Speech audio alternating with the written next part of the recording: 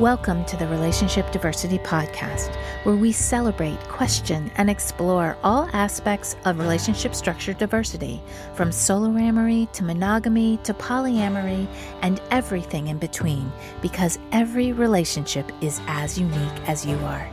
We'll bust through societal programming to break open and dissect everything we thought we knew about relationships, to ask the challenging but transformational questions: who am I, and what do I really want in my relationships? I'm your guide, Carrie Jaroslaw, best-selling author, speaker, intuitive, and coach. Join me as we reimagine all that our most intimate relationships can become.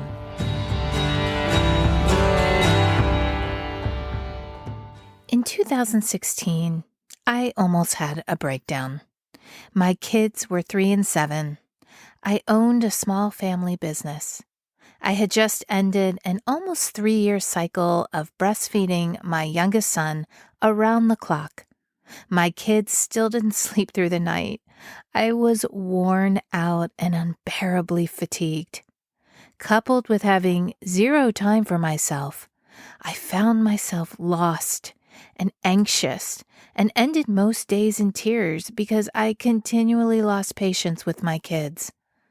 I was an older mom and had spent a lot of my single life diving into myself to understand why my life was the way that it was and how to shift it.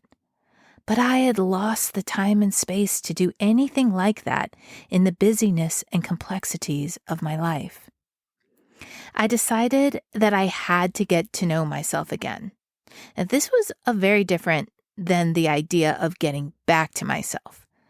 I was different. I had evolved into a mother of 2, a wife, and a business owner. I knew I had to figure out a way to carve out a little time to fill my own container.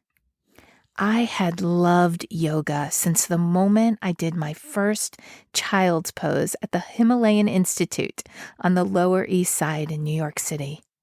It fed my body by stretching my muscles and building my strength. It focused my mind by encouraging attention to my breath. And it nurtured my spirit by opening myself up to new inspired thought. On that dark day in 2016, I decided that I would commit to doing at least 3 sun salutations each and every day. Now, for those of you who have no idea what a sun salutation is, it's a series of poses strung together by the breath and takes between 30 and 90 seconds, depending on how fast or slow you do it, to do one sun salutation. I knew that I could find 3 minutes a day to do this, and I wanted to learn if consistency was more important than length of practice. I hypothesized that it was, merely because the thought of a 30 to 60-minute class seemed impossible in my life.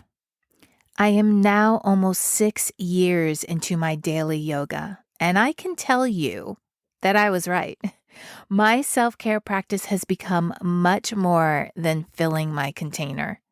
It has become a sacred time that I have carved out every single day for me to reconnect with myself, for me to check in and ask myself, how am I really doing? I get to review my internal world to see if I can understand what's going on beneath the surface. I can look at why that one conversation I had earlier in the day triggered me and ask what I would rather experience. I have laughed on my mat, celebrated on my mat, cried on my mat, questioned on my mat, and found inspiration on my mat. And my self-care practice was my saving grace when my husband and I began conversations about our relationship and how we wanted to evolve personally and together over our 2nd decade of marriage. We began our relationship with the intention of always working towards our wholeness. This means understanding what our triggers are and taking radical responsibility for our own healing work. It's more challenging for sure. We are taught by our culture and society to look for our happiness and for our problems from the outside in. we're taught to blame another for our circumstance. And from a physical perspective, this seems true.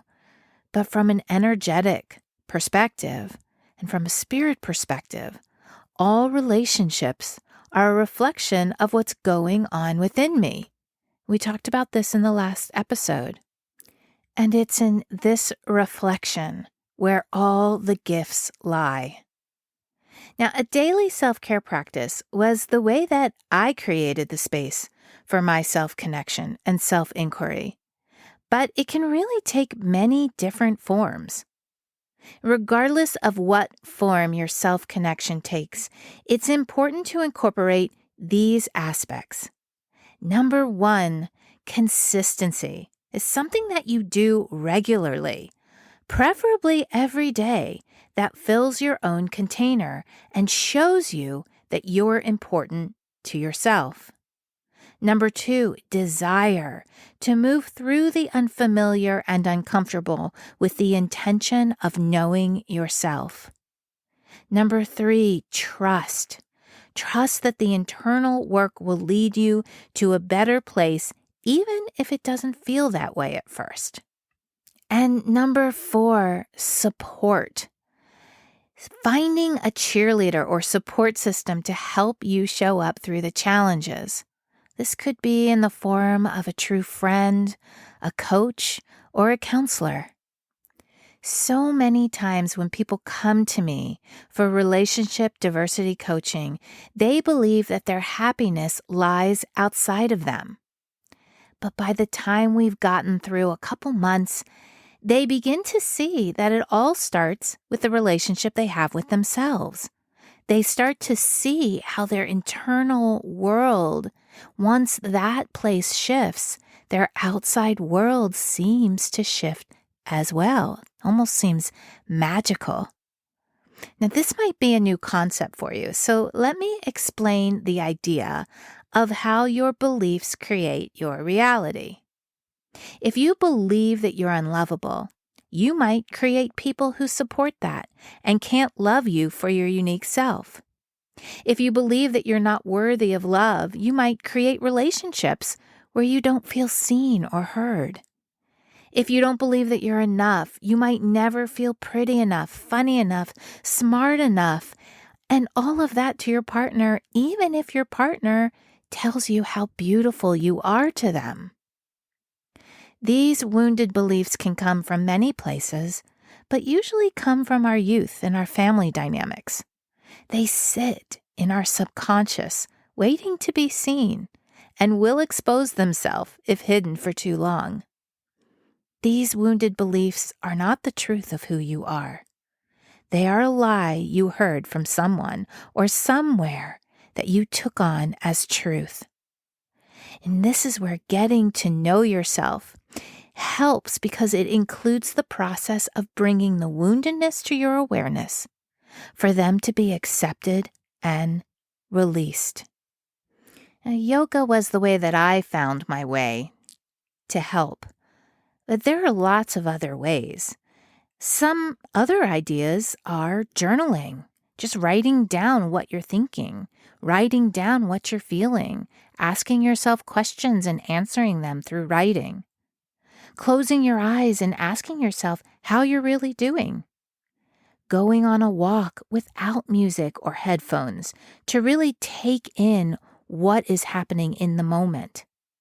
Having daily meetings with yourselves or daily dates to take yourself out for coffee and ask yourself how you're doing. And another one is prayer. Prayer to see the truth. I'm on my yoga mat a lot praying. Show me what's going on. Show me the way. Show me what's really underneath everything that I'm feeling.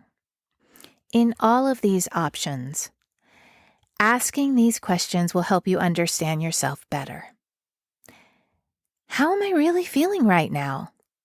What felt good today? What felt off today? What am I grateful for? What is a lesson I've learned today? How could I have done better? What's one new thing I've learned about myself? What's something that feels a little icky, but I'd like to learn to accept about myself? And there are countless other questions that you can ask. Think about sitting across from someone who you've just met or someone who you've had maybe a month-long friendship, and your questions to each other are getting deeper. You're wanting to learn more about each other. What would you ask that person? Or think about a lover who you're getting to know and you want to know intimately. What kinds of things would you like to know about that person? And then turn that question onto yourself. Now, the thing I love about having these moments with myself is that I can just be me. I don't have to be polished. I don't have to play a role. I don't have to be what I think others expect me to be or need me to be. I can just be me. Feel my feelings. Think my thoughts. It is so liberating. And this helps me learn who I am on the deepest levels. Maybe the me I've been hiding from. Maybe the me I have been scared to see. Maybe the me that has been wanting so desperately to be heard and felt for the longest time. The me I'm scared others will not accept. The me I'm scared I won't accept. But the me that absolutely has every right to be seen, heard, cared for, and loved. And the me who will create the most authentic relationships with others because it's the me who is finally living its truth. Understanding who you are, creating the space to consistently check in, and committing to your own healing will open the doors to more fulfilling and enriching relationships. It's also incredibly helpful when faced with societal programming about how and who you should be. Because when we break out of what society or culture tells us we should be, or how we should be in relationship, we need to have the clarity, confidence, and certainty to stand in our own truth, even if it's being challenged. More on this in the next episode. Stay tuned and stay curious. Thank you for listening to the Relationship Diversity Podcast. Want to learn more about relationship diversity? I've got a free guide I'd love to send you. Go to www.relationshipdiversitypodcast.com to get yours sent right to you. If you liked what you heard, please subscribe to the podcast. You being here and participating in the conversation about relationship diversity is what helps us create a space of inclusivity and acceptance together.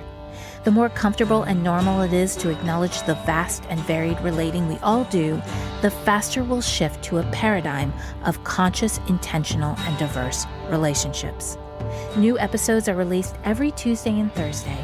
Stay connected with me through my website, carriejaroslow.com, Instagram, and TikTok. Stay curious. Every relationship is as unique as you are.